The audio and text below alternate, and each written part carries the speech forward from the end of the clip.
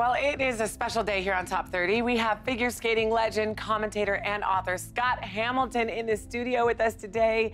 Thank you so much for being here. I'm so excited about this book. It's called Finish First, Winning Changes Everything. This is a strong title. What do you mean by winning changes everything? Yeah, I think everybody has this fantasy of like winning something or achieving something or being recognized for something. And when that happens, it changes who we are as people. And then the opportunities start to expand. And so honestly, if you get into a pattern of winning, even like tiny little small victories that kind of build into the bigger ones, it's amazing how your world just changes. And so it was really a book written to encourage people to get out there, get busy, do things that you've always wanted to do, just check things off your bucket list or whatever. Or this is a nice way to inspire your kids to kind of rise up, to all the things that are keeping them down as well. I know the big debate right now is participation trophies. Yeah. Well, I think it's honestly a parental choice. I don't believe in it so much. Like, I'll give you an example. When you have a participation trophy, you can have a kid that can do everything really well. They can strive to achieve it, and then they get the same as everybody else. When my son got into hockey, he lost his 2 games really bad. And I go, whoa, let's just break this down. What did you learn today? And he goes, well, I got to skate better, stick handle better. I got to get my shot up. And I said, what would you have learned if you won? And he said, I don't know.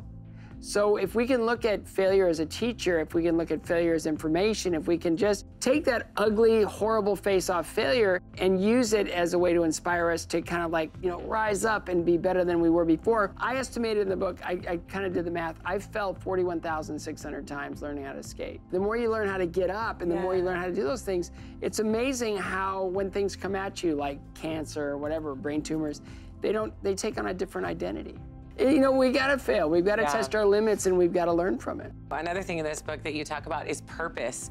And I don't think it's easy for everyone to discover what their purpose is. Do you have a method or a way to find yours? I met a little girl in South Korea, and she came up to me. She was probably 17, 18 years old. And she goes, I don't understand about purpose. And I said, what do you mean? She goes, I'm not good at anything.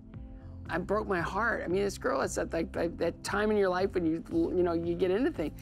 And I go, what do you like to do? And she said, I like to read. And I go, oh, what do you like to read? And she said, Jane Eyre, Wuthering Heights. And I was like, oh, you like the classics? And she goes, I love the classics. And I go, maybe you're an author. And her eyes just did that thing. And I go, oh, she's never been given permission to dream before. And so it's like that. If you like to do something, if you're drawn to something, if you do something that you love doing, you just enjoy doing, that will reveal your purpose. It'll reveal what you're good at, what you're naturally good at. Because that cliche, that if you do something you love, you'll never work a day in your life, it's true. It's true. It's so true. It's so true. You have been through a number of hurdles, medical challenges. Do you have a new lease on life? I think whatever importance you give it is kind of gonna be the identity of it. So when I was diagnosed with cancer, the fear was amazing, and then I was fascinated by it. The last brain tumor was surgery, and it didn't go as planned. And so, I was coming off the anesthesia, and I was stuck in a hallway because the elevators were all shut down.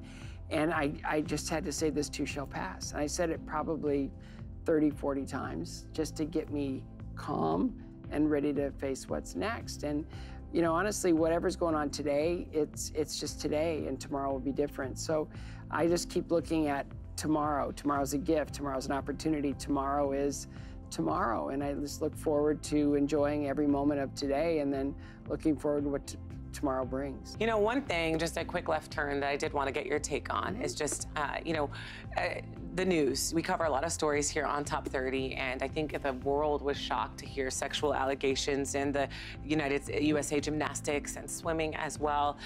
What's your take on that? Is that a common thing that now we're just hearing about across professional sports? Well, I think, I think people take great comfort in thinking, well, it's there, then it's there. Honestly, if we can look at anything and everything we put our kids into, it can happen anywhere, everywhere.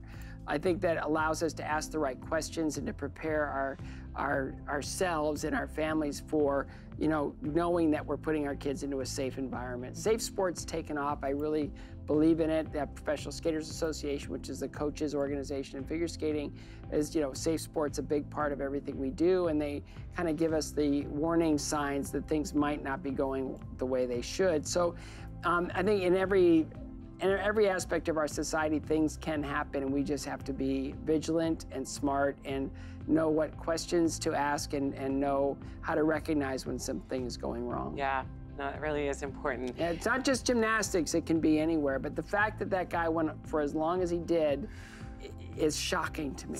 What advice do you have for anyone to kind of rock what they're into and win at life?